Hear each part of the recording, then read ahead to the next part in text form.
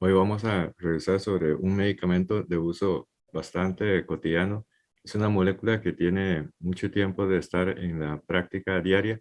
Sin embargo, parece que con el uso nos hemos perdido incluso el cuidado de revisar algunos conceptos básicos acerca de este medicamento. La molécula en cuestión es el acetaminofén. Y para tener mucho más impacto desde el punto de vista perioperatorio, vamos a concentrarnos en el tema de acetaminofén por vía intravenosa. Este es el menú de los tópicos que vamos a analizar. Primero, presentarles un caso clínico. Posteriormente, vamos a concentrarnos en las propiedades farmacocinéticas y farmacodinámicas del acetaminofén. Posteriormente, vamos a revisar los usos en escenarios prácticos y al final, algunos mensajes para llevar a casa. Se trata de un paciente masculino de 44 años que, como antecedentes personales no patológicos, él es tabaquista de 20 paquete años, no consume licor y no consume drogas ilícitas. No tiene antecedentes personales patológicos, otras de relevancia. Y este paciente consulta al servicio de emergencias por un cuadro de 6 horas de evolución de dolor abdominal súbito muy intenso que no se alivia con absolutamente nada. Cuando llega al servicio de emergencias, lo examina y encuentra que tiene un abdomen peritonítico, un abdomen literalmente en tabla. Inicialmente se le manda una radiografía de abdomen, pero en la radiografía de abdomen no se ve mayor cambio, por lo menos nada que pudiera sospechar de que algo intraabdominal estuviese perforado. Sin embargo, la clínica era muy sugestiva, así es que se repitió el estudio radiológico. Esta vez se pidió al paciente que se pusiera de pie y aquí en esta siguiente radiografía se puede observar claramente cómo al ponerse de pie se encuentra la presencia de esta zona que corresponde a aire libre subdiafragmático a ambos lados. Eso es lo que se le conoce como signo de ala de gaviota, compatible con perforación de una víscera hueca. Con este hallazgo radiológico fue llevado a sala de operaciones y en la laparotomía se encontró esta lesión.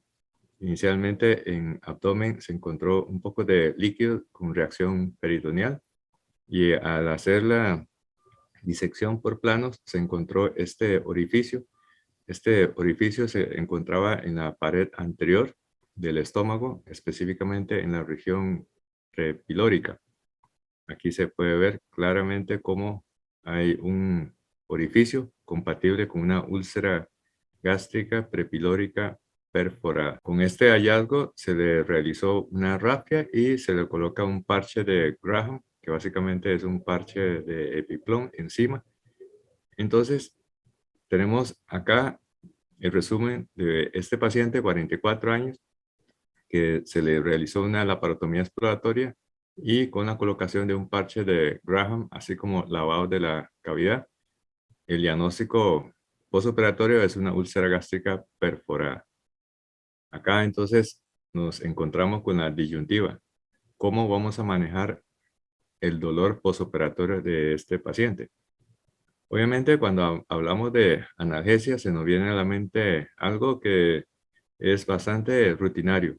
De hecho aquí lo puse en unas palabras con un contraste poco evidente para resaltar el concepto de prescripción por costumbre, como por ejemplo metamizol, diclofenaco, morfina y tramadol. Por lo menos ese es el esquema analgésico que convencionalmente estamos acostumbrados.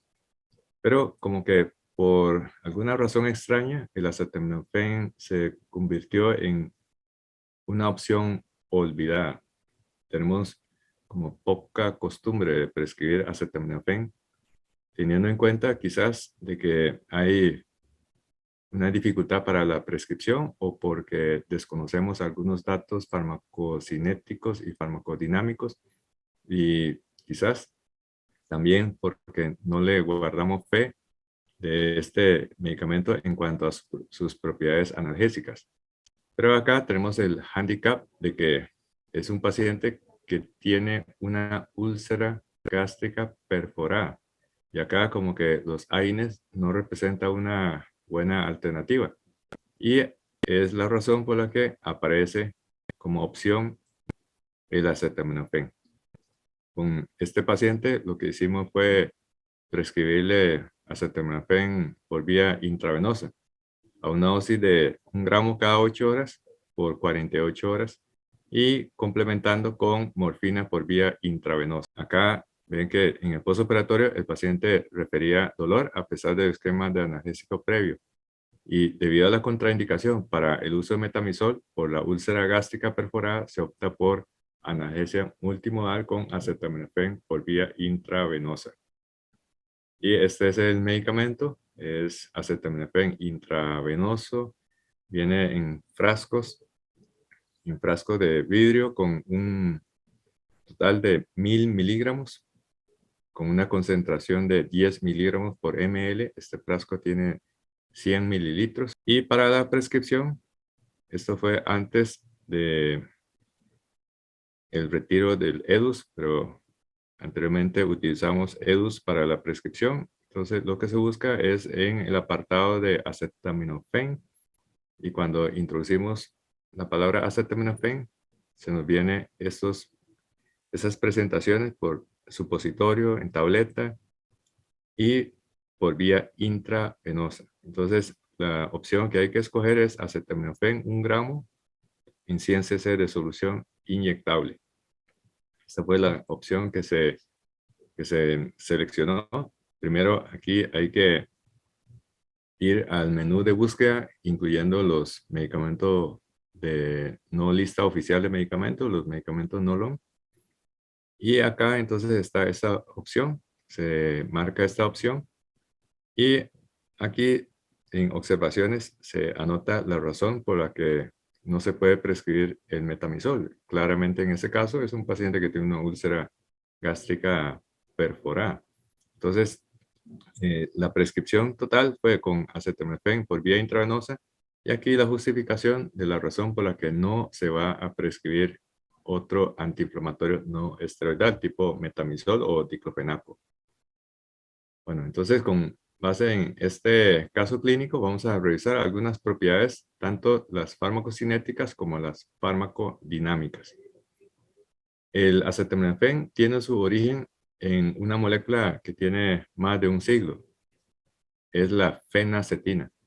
La fenacetina, que tiene esta estructura, se utilizó hace más de un siglo para analgesia y también para bajar la fiebre. Sin embargo, la fenacetina se asociaba con nefrotoxicidad. De hecho, prácticamente el 25% de los pacientes que toman fenacetina en forma prolongada desarrollaba insuficiencia renal.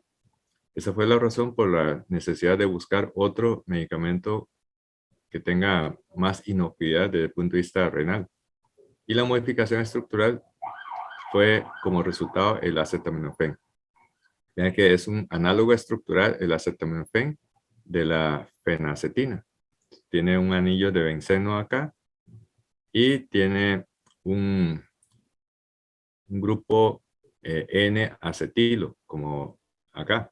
Entonces, se parecen estructuralmente, nada más que en el caso de acetaminofén, tiene una, eh, un radical más corto en comparación con la fenacetina, que aquí tiene un grupo acetilo, mientras que aquí es un alcohol. Esta es la molécula del acetaminofén. La estructura se llama N-acetil para aminofenol.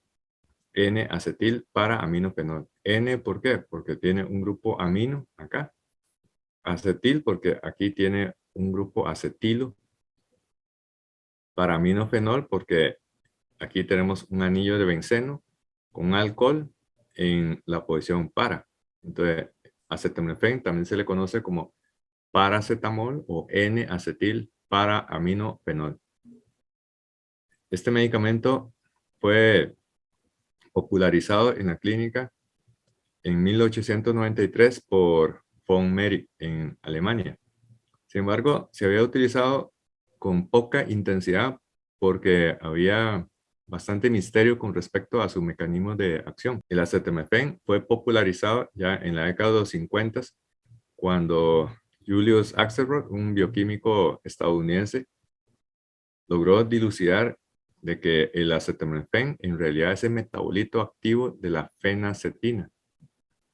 Y gracias a esta y otras contribuciones, al doctor Julius Axelrod se le concede el Premio Nobel de Fisiología o Medicina en el año 1970. Y así el acetaminofén o paracetamol o N-acetilparaminofenol se convirtió en uno de los medicamentos analgésicos más prescritos en la historia, sobre todo en población pediátrica para el alivio del dolor y la fiebre, más aún cuando en población pediátrica se había descrito algunos casos esporádicos de síndrome de Reye cuando consumían los niños el ácido acetilsalicílico, la aspirina. Entonces, en la década de los 50, con la introducción del Tylenol, se popularizó mucho el acetaminofén, llegando a convertir en uno de los medicamentos analgésicos más prescritos de la historia. Y ahora recientemente se incorpora la presentación por vía intravenosa que agrega versatilidad para el manejo del dolor en el perioperatorio. El acetaminofén tiene dos propiedades muy importantes, su analgesia y su acción antipirética. No tiene efectos antiinflamatorios y se asocia con la ventaja con respecto a los AINES tradicionales en que tiene menor gastrolesividad y menor nefrotoxicidad, aunado al hecho que tampoco tiene efectos sobre la hemostasia primaria. Al no tener efectos antiplaquetarios, es un medicamento seguro para el ambiente perioperatorio. Sin embargo, su talón de Aquiles es la presencia de hepatotoxicidad cuando se utiliza a dosis altas. El acetaminofén por vía oral no es el caso del tema que revisamos de acetaminofén por vía intravenosa, pero si se tomase por vía oral, la biodisponibilidad es entre un 75 a 80%. Y es un medicamento que cuando pasa por el hígado sufre un metabolismo de primer paso bastante intenso, un 25%. Su concentración máxima se alcanza a los 30 a 60 minutos después de la toma por vía oral. Por vía intravenosa es lo que dura para completar el goteo de la botella. Tiene una unión a proteína de alrededor de un 25 a 50% y su vida media es de aproximadamente unas 2 horas. Con respecto al mecanismo de acción del acetaminofén, vamos a hacer una pregunta retórica. ¿Cuál es el mecanismo de acción del diclofenaco? Probablemente aquí inmediatamente se nos viene una respuesta automática que es a través de la inhibición de la ciclooxinasa y esto a su vez disminuye la producción de la prostaglandina, etcétera, etcétera, etcétera. Pero cuando la pregunta se modifica y se refiere a mecanismo de acción del acetaminofén, la gran mayoría de los médicos se olvida del mecanismo de acción del acetaminofén. De hecho, se limita a decir que es un antipirético, analgésico, pero cuando se acorrala contra la pregunta del mecanismo exacto de acción del acetaminofén, hay un porcentaje muy alto de médicos que no contesta esta pregunta, aun cuando prescribe este medicamento por años y a veces por décadas. Y más aún cuando el acetaminofén no tiene efectos antiinflamatorios. Entonces, como que se derrumba un castillo de naipe, el mecanismo tradicional de explicar la acción analgésica de los AINES. Por eso es que el acetaminofén incluso se categoriza como un medicamento analgésico de grupo no AINES. Entonces, cuesta entender el mecanismo de acción de acetaminofén, pero no porque sea difícil de entender, no debamos de revisar. Y una que ya lo revisamos, entonces se entiende mejor las cosas y podemos prescribir de forma más apropiada este medicamento. El acetaminofén no tiene los clásicos efectos antiinflamatorios periféricos de los AINES. Su acción se limita sobre el sistema nervioso central. Obviamente, si se limita solo sobre el sistema nervioso central, debe ser una molécula que logre atravesar la barrera hematoencefálica. De hecho, el acetaminofén logra atravesar con bastante facilidad la barrera hematoencefálica. Eso significa que si medimos la concentración de acetaminofén en el líquido cefalorraquídeo, se logra detectar fácilmente este medicamento en el líquido cefalorraquídeo. Ahora, ¿cuál es el mecanismo de acción de acetaminofén? Primero, no inhibe a la COX periférica. Y esto hace que, estrictamente hablando, no debe ser catalogado como un medicamento del grupo de los AINES, porque no es un antiinflamatorio, aunque sí tiene acción antipirética y analgésica. Y su acción sí se limita a la inhibición de la COX a nivel del sistema nervioso central. Entonces, ¿por qué esta diferencia en que sí puede inhibir a la COX del sistema nervioso central, pero no a la COX del sistema nervioso periférico?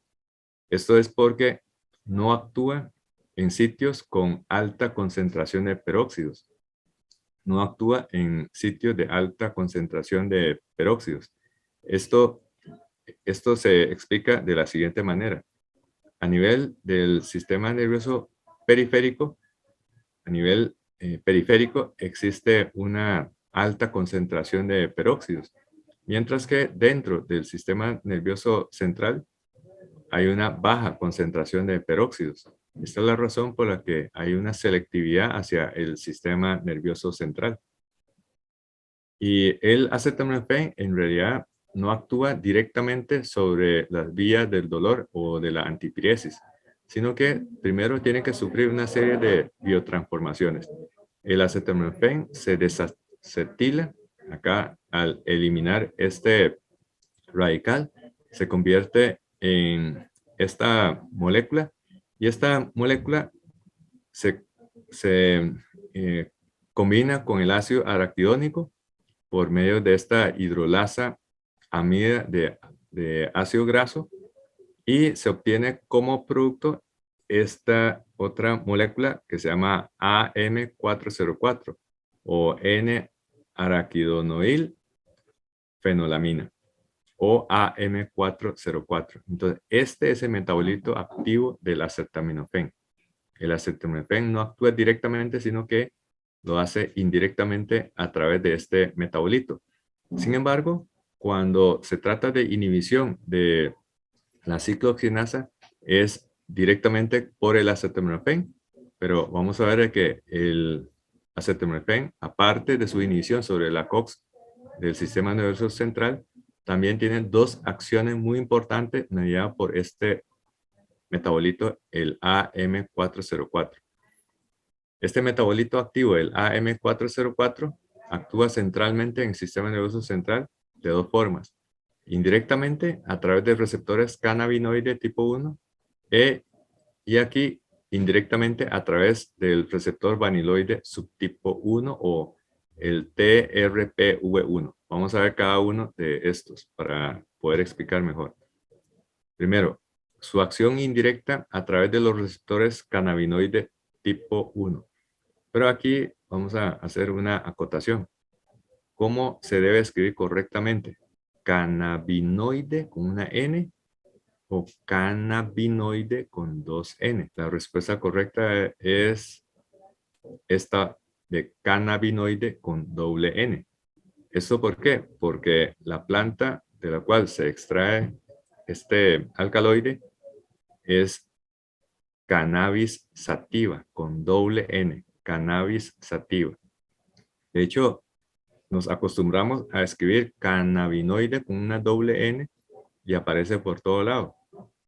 Aquí, por ejemplo, en este reporte de tóxico en orina, que es un reporte de un paciente del hospital que se le hizo una prueba de tóxico en orina, salió cocaína positivo y cannabinoide en orina positivo. Pero vea que aquí cannabinoide en el reporte lo escribe con una sola N, cuando correctamente debería ser de dos N, doble N. Bueno, hay una molécula que se llama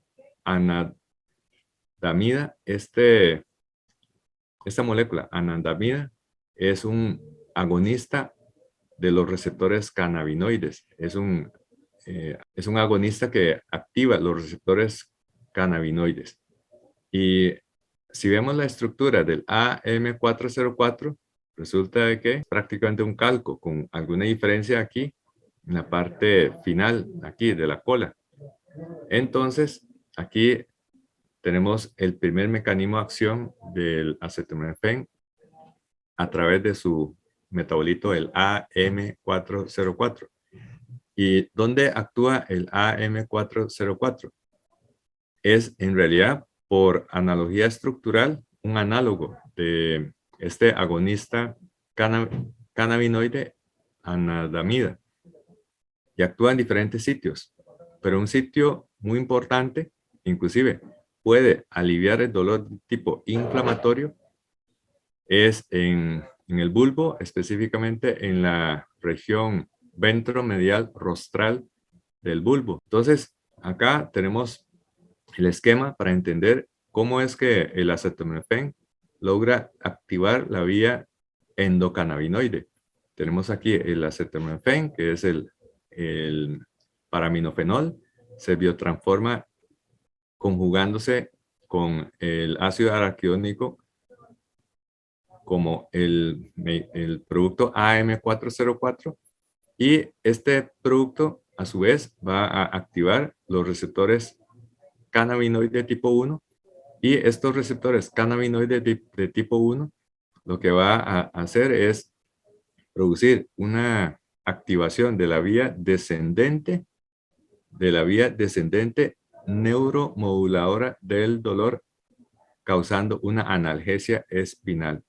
Porque esta vía lo que va a hacer es potencializar la vía serotoninérgica descendente, que va a su vez a frenar el ascenso de la información nociceptiva hacia el tálamo y de ahí hacia la corteza somatosensorial. Entonces, para resumir, el acetaminofén lo que hace es frenar mediante la neuromodulación descendente de la vía del dolor. Y esto a través de los receptores cannabinoides. Entonces, esquemáticamente, el acetaminofén, mediante su metabolito, el AM404, se pega al receptor cannabinoide de tipo 1, y esto lo que hace es aumentar la actividad de los endocannabinoides, y como consecuencia hay frenos del dolor, pero a la vez también hay una sensación de relajación y de calma, como si el paciente estuviese drogado. Obviamente, para tener el efecto euforizante se necesita dosis muchísimo más elevadas, pero esto se ha atribuido al mecanismo indirecto del acetaminofén. Produce una sensación de paz y tranquilidad, y de esta manera el paciente va a tener menor percepción del dolor. Bueno, acá inclusive podemos mencionar como una chispita de saber de que la molécula anandamida, que es un agonista cannabinoide, fue bautizado así porque un primo de Sakyamuni Buda, que se llamó Ananda, se bautizó debido a su comportamiento siempre de estar feliz y estar con una alegría suprema. Entonces, Ananda, el primo de Sakyamuni Buda, se caracterizó por la felicidad y la paz interior. De ahí que este agonista cannabinoide fue bautizado como anandamida. El otro mecanismo de acción es ya directamente sobre los receptores vaniloide subtipo 1 o TRPV1. ¿Cómo es que el acetaminofén, mediante la interacción con este receptor, el TRPV1, causa analgesia? Pues primero vamos a revisar qué es este receptor TRPV1. También se le conoce como receptor vaniloide. Este receptor es una proteína transmembrana. Usted ve que atraviesa la membrana desde el extracelular al intracelular, tiene un dominio extracelular, tiene un dominio intracelular y tiene un dominio transmembrana.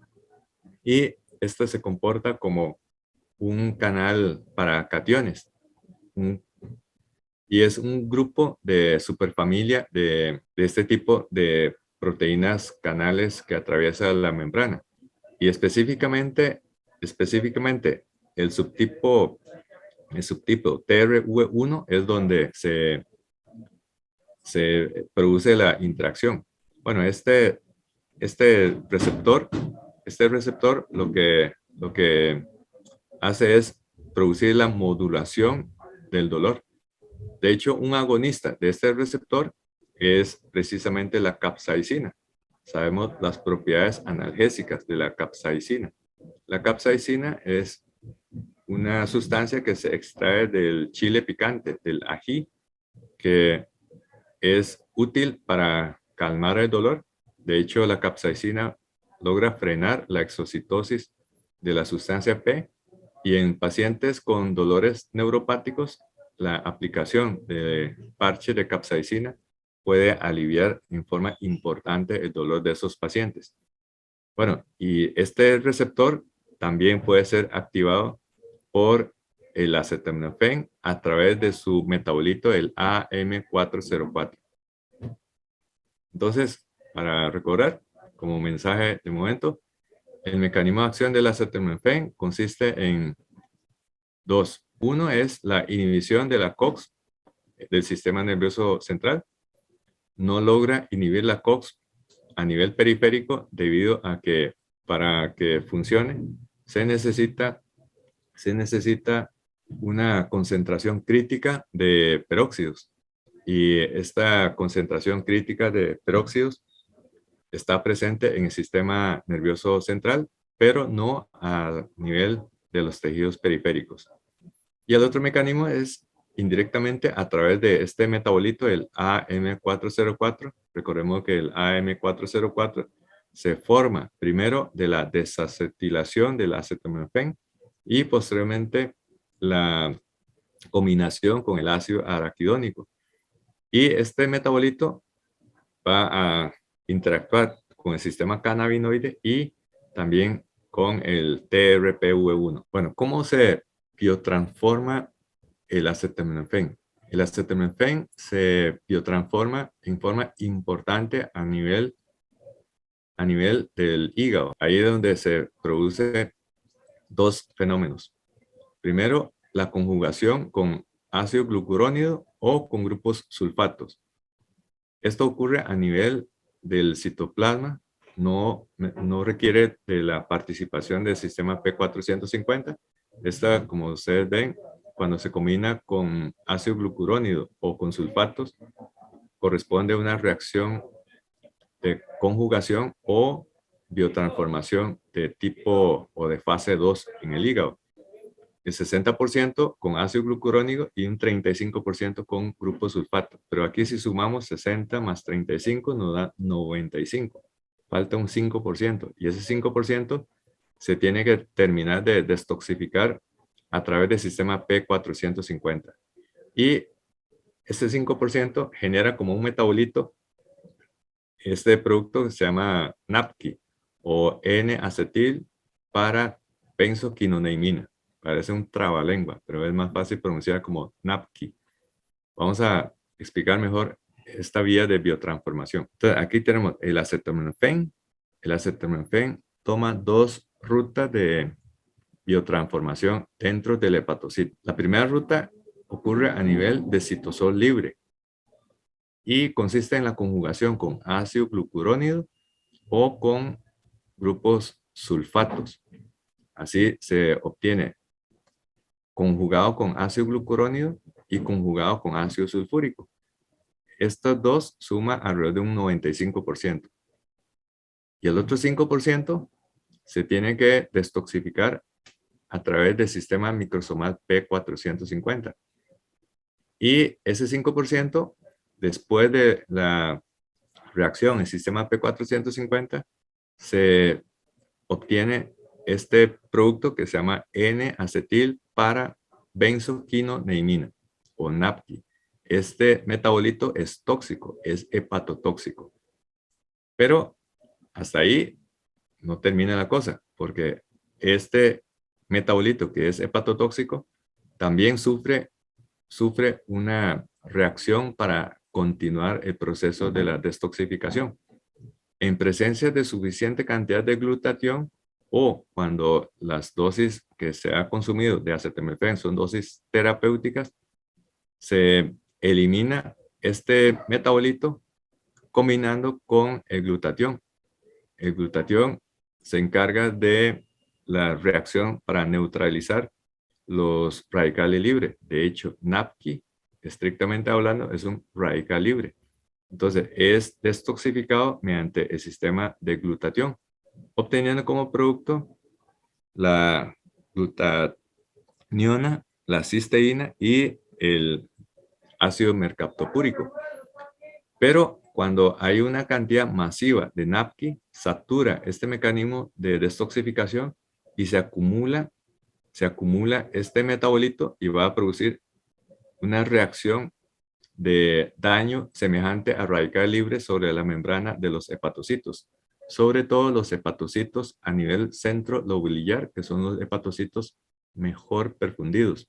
Claro, mejor perfundidos significa de que se va a exponer a mayor cantidad de este tóxico. Y este fenómeno va a derivar entonces en el daño hepatocelular. Para entender mejor esto, vamos a ver un esquema de señalización transmembrana intracelular. Entonces, aquí se ha acumulado una cantidad masiva de NAPQI, satura el sistema de glutatión peroxidasa. Este sistema de detoxificación, que es básicamente para neutralizar esto, que es un radical libre, no logra neutralizar en suficiente cuantía y empieza a acumular especies reactivos de oxígeno, como si fuese radical libre. Y estos radicales libres va a producir daño a nivel intracelular. Y también este producto de NAPQI puede producir la arilación de proteínas, que también es un daño de tipo oxidativo por radicales libres. Y mediante pasos sucesivos va a producir la necrosis hepatocelular. También hay otras vías intracelulares más complejas, pero aquí, en resumidas cuentas, cuando los niveles de NAPQI son masivos, lo que va a producir como finalmente el resultado es la muerte hepatocelular, sobre todo los hepatocitos de la zona centro-lobular, que son las zonas más susceptibles debido a que al tener mayor perfusión, entrega mayor cantidad de NAPQI a estos hepatocitos. Entonces, para recordar, el acetaminofén puede producir daño hepatocelular mediante la acumulación de este metabolito N-acetil para benzoquinoneimina que va a producir la hepatotoxicidad. Ahora, ¿cómo manejamos estas intoxicaciones por acumulación de NAPQI? Bueno, lo que se hace es dar a los pacientes cantidades industriales de grupo sulfidrilo. ¿Y cómo lo hacemos? Con este medicamento. Este medicamento es la N-acetilcisteína, que viene en polvo, que se disuelve, tiene un sabor a naranja, agradable. Y aquí ustedes pueden ver la estructura de la N-acetilcisteína que tiene grupo sulfidrilo. Los grupos sulfidrilos se está consumiendo en cantidades industriales y se tiene que rellenar para que el sistema de glutatión peroxidasa dé cabida para neutralizar este metabolito tóxico. Bueno, ahora vamos a revisar el uso de acetaminofén en escenarios de riesgo. Existen poblaciones de riesgo en donde hay contraindicación para la prescripción de los AINES tradicionales. ¿Como cuáles? Bueno, acá en esta diapositiva se puede ver una serie de cuidados que hay que tener con respecto a los AINES. La lesión gastrointestinal, la respiratoria, los sangrados, la nefrotoxicidad, el daño hepatocelular los efectos secundarios cardiovasculares y la aparición de trombosis. Pero aquí uno muy importante es la gastrolesividad por los antiinflamatorios no esteroidales. Entonces, para un caso como este, en donde se ve claramente signo de ala de gaviota, incluso esta perforación empezó a disecar hacia arriba y aquí se puede ver incluso un neumopericardio o un neumomediastino. Y en esta situación probablemente no sería una buena idea prescribirle un AINE tradicional y la prescripción de acetaminofén intravenosa sería una excelente alternativa. Otra complicación que se asocia a los AINES tradicionales es la nefrotoxicidad. Sabemos de que para mantener la perfusión renal necesitamos que haya suficiente cantidad de prostaglandina E2, que es vasodilatadora renal. Con la inhibición de la síntesis de estas prostaglandinas endógenas, va a producir una disminución de la perfusión renal y ese es uno de los mecanismos más importantes de lesión renal cuando se utiliza los antiinflamatorios no esteroidales. Bueno, y también habrá pacientes que aún tienen nivel de creatinina normal, porque apenas viene llegando al servicio de emergencia, pero uno sabe que ya en pocas horas o de días va a desarrollar una falla renal, como por ejemplo un paciente así, donde claramente se ve que está chocado con esto que corresponde a este moteado reflejando una hipoperfusión microcirculatoria. De hecho, a este paciente, aquí le puse la mano encima de la espalda y se ve claramente esa zona de palidez, como si fuese un tiempo de reinado capilar enlentecido. De hecho, al día siguiente ya la creatinina está en 2.33. Entonces, si uno le prescribió un antiinflamatorio no esteroidal y deterioró la función renal, ¿cuál fue el papel de esos AINES para contribuir al daño renal? Si es solamente la enfermedad de base o si además empujamos el daño renal con la prescripción de un AINE tradicional. Y aquí ustedes pueden ver esta secuencia de cambios en los niveles de creatinina de un paciente, cómo fluctúa a lo largo del internamiento, pero siempre en algunos momentos incluso cruza la barrera de alerta. Y recordemos de que los niveles de creatinina representa un reflejo tardío de la presencia de una lesión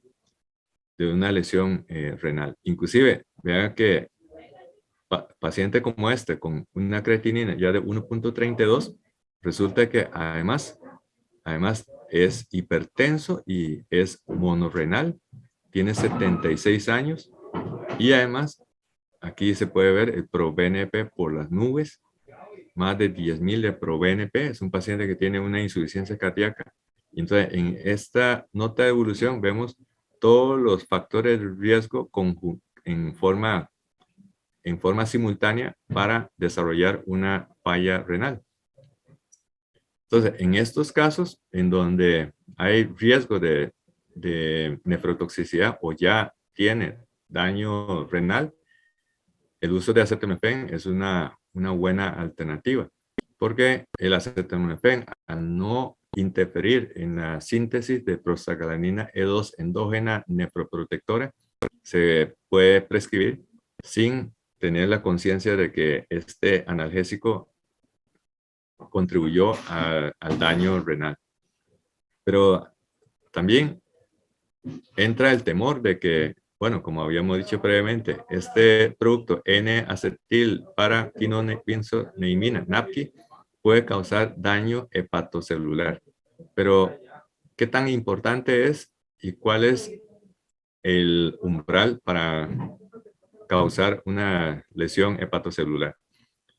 Bueno, en el caso de acetaminofén intravenoso, resulta que la dosis de corte a partir del cual se ha documentado daño hepatocelular son un total de 12 gramos. O sea, tendríamos que prescribir 12 frascos por día de paracónica intravenosa. Esta cantidad obviamente es insensata, nunca lo hacemos. De hecho, farmacia ni siquiera nos permitiría la prescripción de 4 frascos cada 8 horas. Así es que, desde el punto de vista práctico, la lesión hepatocelular inducida por acetaminofén intravenoso en la práctica real, en el mundo real, no existe. En cuanto a lesión hepatocelular, generalmente es por intento suicida o de consumo excesivo en forma inadvertida. Esto no es en el caso de Costa Rica, pero en Estados Unidos hay una presentación que se llama Vicodin, que es acetaminofén con oxicodona. Entonces, hay pacientes que son adictos a la oxicodona y empiezan a tomar cantidades industriales de oxicodona, pero acompañando a la oxicodona también hay acetaminofén. Entonces, esos pacientes pueden llegar por el consumo compulsivo una cantidad inadvertidamente tóxica de acetaminofén, no con intención suicida, sino por consumo inadvertido, accidental. Sin embargo, el fabricante de acetaminofén por vía intravenosa en su brochure recomienda de que no se debe de prescribir más de 3 gramos por día. Eso es como una alerta de precaución excesiva y es una recomendación de seguridad. Claro está que acetaminofén como analgésico único en el perioperatorio es insuficiente para controlar el dolor del paciente quirúrgico. Usualmente lo utilizamos en combinación con otros analgésicos, principalmente con un opioide. Bueno, volviendo al caso de este paciente que habíamos mencionado de 44 años que tuvo una úlcera péptica perforada. Aquí en la radiografía se ve el aire libre subdiafragmático y en el intraoperatorio se encontró una úlcera en la región prepilórica. Se le hizo una rafia de esta úlcera. De hecho, se tomó biopsia por una cuestión de precaución, pero claramente se ve que es un cráter que es de bordes de tipo inflamatorio y no de tipo tumoral. Se le colocó un parche de Epiplom o parche de Graham modificado. Entonces, la retórica es, ¿qué vamos a hacer con la analgesia con este paciente? Bueno, lo que hicimos fue darle un esquema de acetaminofén por vía intravenosa para este paciente de 44 años, de 65 kilos, básicamente con acetaminofén 1 gramo cada 8 horas por 48 horas, 2 dosis de duración, debido a que tiene una contraindicación para metamizol y el diclofenaco. En estos pacientes, lo ideal es que se inicie el tratamiento, se inicie este mismo tratamiento en el intraoperatorio. Digamos que si el paciente estuviese en sala de operaciones, empezar a gotear el acetaminofén intravenosa desde sala de operación. ¿Cómo le fue a este paciente? Vamos a ver el resultado de la analgesia de este paciente.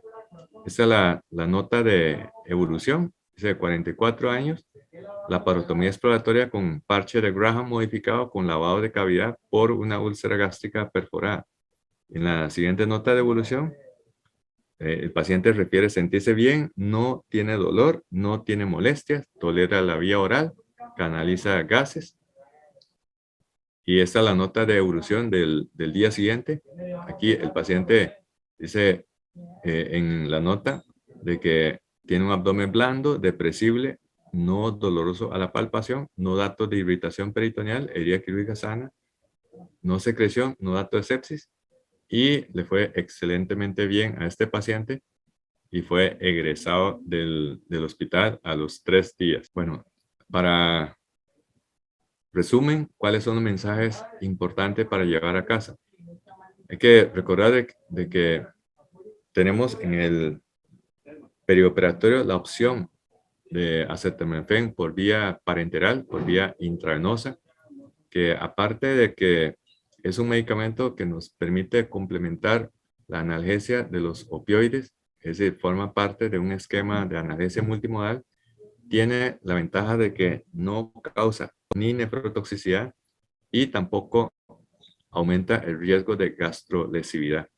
Siempre está el temor de que acetaminofén puede producir daño hepatocelular. Eso sí es cierto, pero básicamente en otro escenario, en el escenario de intento de autoeliminación, consumiendo cantidades masivas de acetaminofén o de consumo inadvertidamente de dosis elevadas de acetaminofén, principalmente cuando son adictos a oxicodona, que en algunas presentaciones, como el Vicodin, viene combinación con acetaminofén.